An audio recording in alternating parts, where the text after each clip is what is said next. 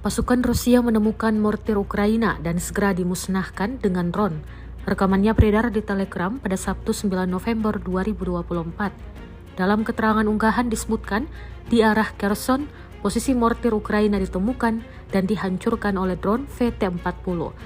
Setelah serangan drone, pasukan Rusia juga mengirim rentetan granat ke arah mortir demi memastikan kerusakannya.